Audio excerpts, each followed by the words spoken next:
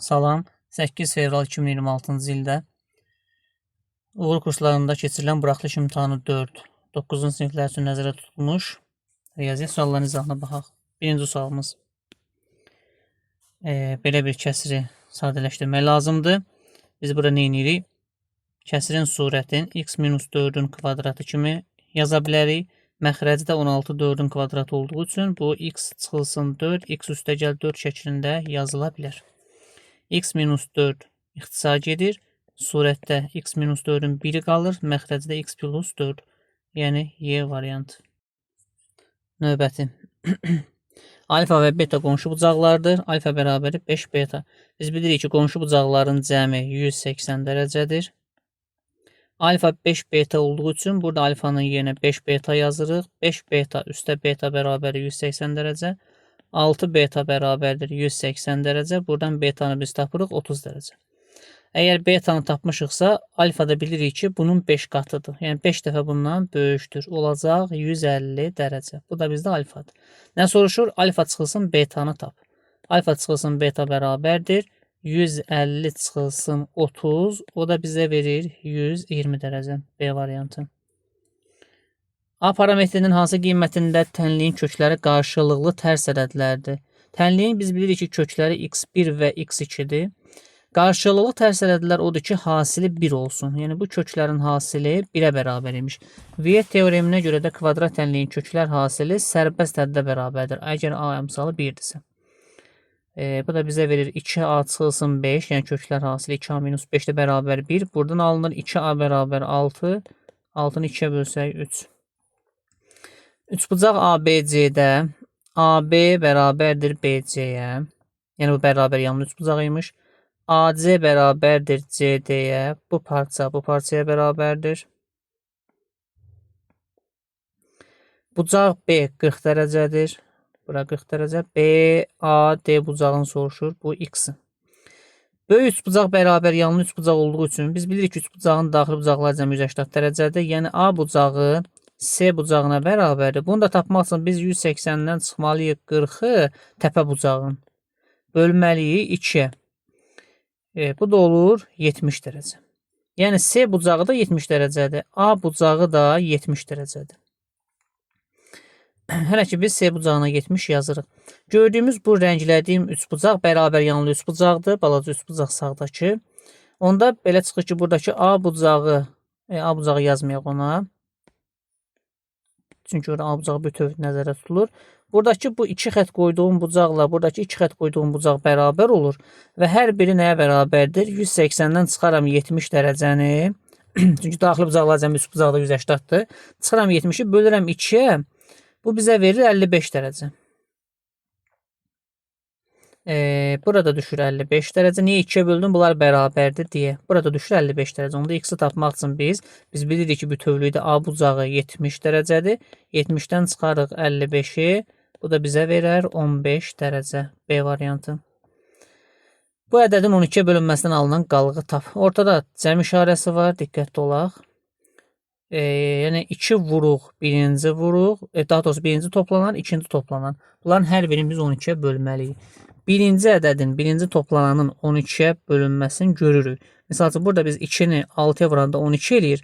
Yəni, burada birinci ədədi 1-dən 10-a qədər ədədlərin hasilini 12-yə bölsək, qalıq qalmır. Buna baxmağa ehtiyac yoxdur. Qaldı 15-i 12-yə bölmək. 15-i 12-yə bölsək, bir dəfə bölünür, qalıq 3 qalır. A variantı. Növbəti, 80% 40 olan ədədin yarısı. Faizinə görə ədədə tapmaq üçün ədədi 100-ə vurub, faiz göstərən ədədə bölürük. Bu verir bizə 50. Bu ədədin yarısını istəyir. 50-ni yarıya böləndə, yəni 2-yə böləndə 25 olur. Növbəti sual. Saf dövr-onluq kəsirdir. Biz bilirik ki, mötərizədəki ədədin sayı qədər 9 yazılır. Ədədin özü surətdə yazılır. Üstə gəl növbəti 9-da 8 deməkdir. Vurulsun x bərabər y. 9-da 1 üstə 9-da 8 gələndə 9-da 9 eləyir. O da 1 deməkdir. Yəni 1 vur x bərabər y. Belə çıxır ki, x y-ə bərabər imiş. Onda verdiyi sualda biz x-in yerinə y yazaq. Olar 2y üstə gəl 5y bölünsün y. 2y 5y bizə verir 7y. Y-ə böləndə cavab 7. Y variantı. Müsbət ədədi göstərin. Burada 1'in ikisini yoxlayacağım, kifayətdir. Məsəl üçün burada 3 çıxılsın kök altda 15. Kökdə olmayan ədədi kökə salsaq müqayisə daha rahat olar. 3-ün kvadratını tapırıq 9. Bu kök altda 9 deməkdir. Çıxılsın kök altda 15. Köklərin dərəcələri eyni olduğu üçün kök altı ifadələrindən böyük hansıdırsa ümumi kök həmin kök daha böyükdür. Yəni kök altda 9 kök altda 15-dən kiçik olduğu üçün bu ədəd mənfidir. C variantına bir də baxaq. Buradakı 3-ü kökün altına salsaq, onlar 3-ün kvadratı 9, 9 5-in 45 minus, yəni çıxılsın 6-nı kökə salsaq kvadratını tapmalıyıq. Bu da kök altda 36 deməkdir. 45 36-dan böyükdür. Deməli bu fərq müsbətdir. Növbəti sualda ilk ikisindən m-i mötərizə xaricinə çıxarsaq, qalar m plus 8. Üstəgəl, növbəti iki ifadədən n-i mötərizə xaricinə çıxarsaq, qalar m plus 8. M üstəgəl 8-i mötərizə xaricinə çıxarsaq, yerdə qalar m üstəgəl n. M üstə 8, m üstə n. Yəni B variantı. Variantlar oxşuyur, diqqətli olaq. Bir təpədən çıxan diagonalların sayı 7 olan, bir təpədən çıxan diagonalların sayı m-3 ilə tapılırdı. Deməli, n 10 imiş. Daxili bucaqların cəmi. Daxili bucaqlar cəmi 180 dərəcə vurulsun, m-2 ilə tapılır. Yəni 180 dərəcə vurulsun. N-in yerinə 10 yazsaq, ondan 2 çıxanda 8 olur. Bu da 1440 dərəcəni verir bizə. Növbəti sualımız bərabərsizliyi həll edək. Bərabərsizliyin hər iki tərəfini 5-ə vuraq. Sağ tərəfi və sol tərəfi 5-ə vursaq. 5-lər ixtisar gedər. Qalar 4x plus 3. 3 5-in 15. Buradan alınır 4x kiçikdir 15-dən 3 çıxanda 12. X kiçikdir 3. Yəni mənfi sonsuzluqdan 3-ə qədər B variantı. Hansı ədəd irrasionaldır? İrrasionalı belə deyil. Burada köklərdən söhbət getdiyi üçün bir növ kök çıxmayan ədəd axtarırıq biz. Birinci ədədimiz olur 4-ün kvadratı 16 vurulsun kök altda 3-ün kvadratı ilə 3-dür. Bu 48-dir. Rasional ədəddir. B variantında kök altda 18-i 2-yə bölsək 9 eləyər. Bundan 3 çıxır. Rasionaldır. Kök altda 8-i kök altda 2-yə vursaq kök altda 16-dır. Bu da 4-dür. Kök çıxır. Bu bizə verir kök altda 9-da 1. İxtisar gedir 2 ilə 18. Bu da verir 3-də 1. Rasionaldır. Amma kök altda 2-nin kubu kök qalır. 2-ni 3 dəfə vursaq 8 eləyir və bundan kök çıxmır da. D variantı doğru cavab. AB diametri CD vətərinə perpendikulardır. Burada 90 dərəcə işarəsi qoyuruq. MB-ni bizə verib 8. AM verilib bizə 18. CD vətənin bütöv soruşur. Bizim bir qaydamız var ki, diametrə perpendikulyar olan vətər kəsişmə nöqtəsində yarıya bölünür. Yəni CM parçası MD parçasına bərabər olur. Yəni bura bir x yazsaq, burada x-dir. Kəsişən vətərlərin xassəsi belə idi. CM vurulsun MD bərabərdir AM vurulsun MB. Yəni x vurulsun x bərabərdir 18 vur 8. Buradan x kvadrat bərabərdir 144. X-imiz 12 imiş. Sadəcə bizdən bütöv CD-ni soruşur. 2-dən 12-dir burada. 24. Perimetri 24, hündürlüyü 4 olan rombun sahəsi. Rombun perimetrini tapmaq üçün biz bir tərəfin 4-ə vururuq. Yəni 4 A ilə tapılır. Buradan tərəf olur 6. Hündürlüyünü də verib 4. Rombun sahəsi AH ilə tapılır. Tərəf 6-dır, hündürlüyü 4-dür. Doğru cavab 24. İndi vahidi də santimetr kvadrat. 45-ci sual. Bir hədlisinin qüvvətini tapaq. Yəni sadələşdirək ümumiyyətlə bunu. Sadələşdirilməsi necə olur? Sadələşdirmədən də qüvvəti tapa bilərik. 4-ün bura kub ki var. Həm 4-ə aiddir, həm A-ya, həm B-yə. 4-ün kubu 64-dür. A kubun kubu olur A üstü 9. Qüvvətə vurulur. Bu B üstü 6. Növbəti mötərizədə 8-də 1-in kvadratı 64-də 1. A üstü 4, B üstü 8. Burada qüvvətlər 2-yə vurulur. 64-lər ixtisar gedir. A-ların qüvvətləri vurmada toplanır. Olur 13. B-lərin qüvvətləri toplanır. Olur 14. Ümumi bir həddinin qüvvətini soruşur. 2 dəyişənin qüvvətini toplasaq 27. A və B çoxluqları üçün nə verib bizə? Bu A çoxluğu olsun, bu B çoxluğu. A ilə B-nin fərqi 6-dır, kəsişməsi 5-dir, B ilə A-nın fərqi 8-dir, birləşməni soruşur. Birləşmə deyiləndə bunların hamısı nəzərdə tutulur. 6, 5, 8-i toplayırıq. Bu da 19 verir. Rombun sahəsini bizdən soruşur. BD diaqonaldır, 24-dür, AB 20-dir, tərəfdir. Biz AC diaqonalını da çəkirik. Bilirik ki, rombun diaqonalları qarşılıqlı perpendikulyardır və kəsişmə nöqtəsinə yarıya bölünür. BD 24 olduğu üçün 12, 12 şəklində ayrılır. Bu düzbucaqlı üçbucaqda bu parçaya, bu diaqonalların kəsişmə nöqtəsinə qədər olan hissəyə O deyək, AO'ya bir X deyək. X-i tapmaq üçün Pifagor teoreminə görə 20-nin kvadratından 12-nin kvadratını çıxaraq. Bu bizə 16 verəcək. Deməli, AO əgər 16-dırsa, onda OC də 16 olacaq. Ümumilikdə belə çıxır ki, AC 32 imiş. Onda rombun sahəsini tapmaq üçün biz bilirik, diaqonalları bir-birinə vurub 2-yə bölürük. D1, D2 bölü 2 düsturu. 24 vurulsun 32 böl 2. Bura qalır 12. 12-ni vuraq 32-yə. 4, 2, 3, 2'nin 6, 3, 1'in 3. 384. Hesab səhvi etsəm, rəylərdə qeyd edərsiniz. Ola bilər ki, hesablamaları səhvlər edim. Əsas odur ki, yolun başa salıram.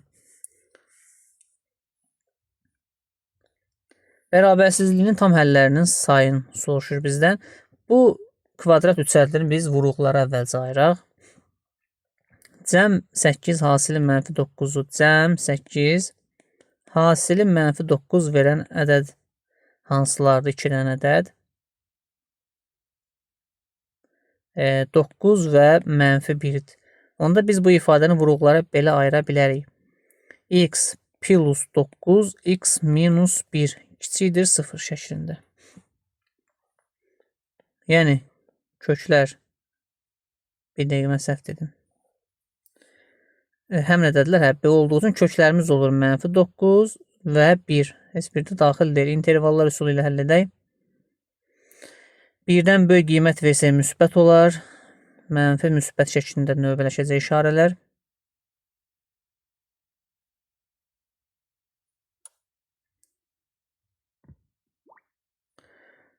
Mənfi hissəni soruşduğu üçün cavabımız mənfi 9-dan 1-ə qədərdir. Tam həllərin sayını soruşur. Buradakı tam həllər mənfi 8, mənfi 7 ta gəlir 0. Ümumilikdə neçə dənə? 9 dənə tam həll var.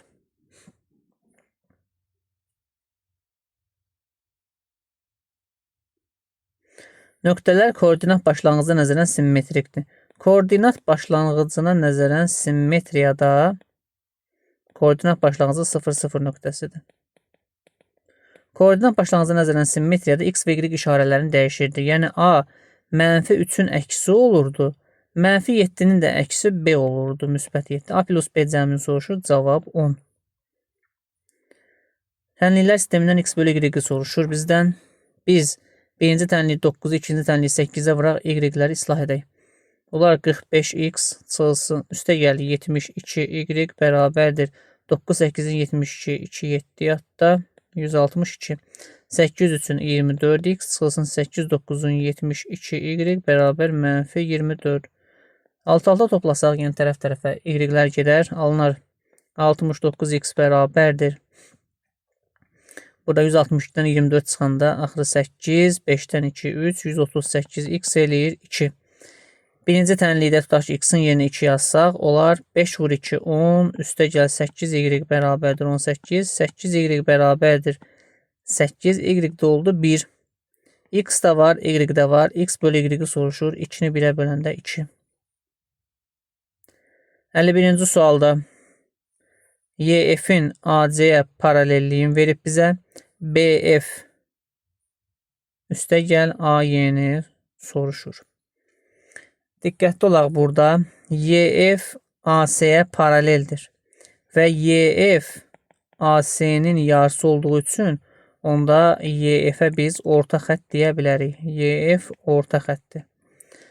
Çünki AC-nin yarısıdır və ona paraleldir. Orta xətt nə iş görürdü? Yan tərəfləri yarıya bölürdü. YF 3-dürsə, BF də 3-dür. BY 4-dürsə, AY də 4-dür. Onda bizdən nə soruşur? BF, yəni 3, üzərinə gəl, AE 4-dür. Doğru cavabımız 7. Əli Rza ilə Rəsulun birlikdə 120 manat pulu var. Əlirza ilə Rəsulun birlikdə 120 manat pulu var. Əlirzanın pulu x olsa, Rəsulun pulu 120 çıxılsın x olar.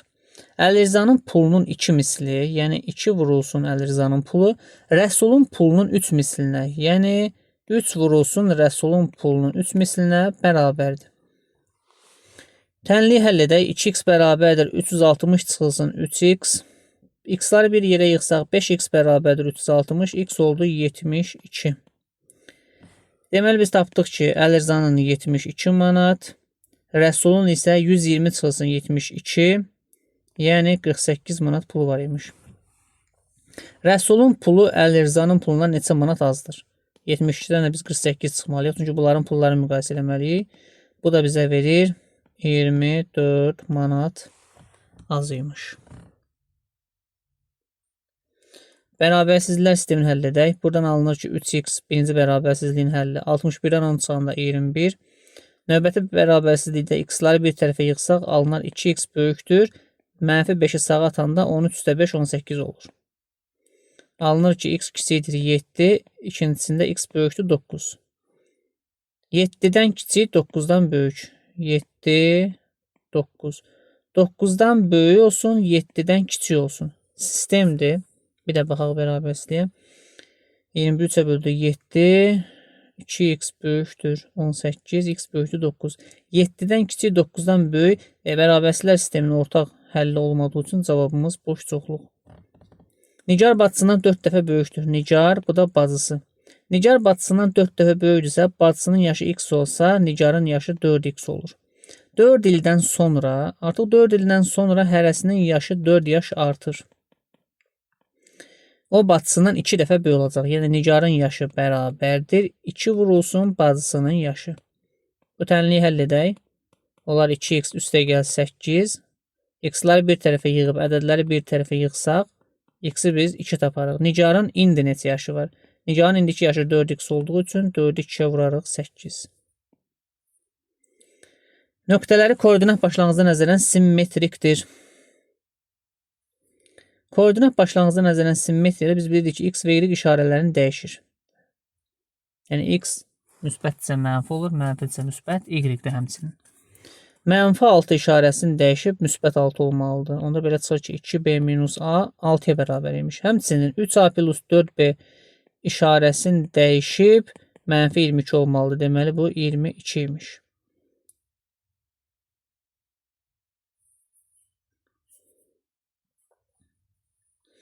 Birinci tənliyi 4-ə vuraq. Alınar 8b çıxılsın 4a bərabərdir 24. 3a üstə gəl 4b bərabərdir 22. Tərəf-tərəfə toplasaq. Bir dəqiqə səhv elədim. Bir dəqiqə. Burada dəyişənlər alt-alta düzgün yerləşməyib. Ona görə. İndi burada A və B parametrlərinin ala biləcəyi qiymətlərin cəmini soruşur bizdən.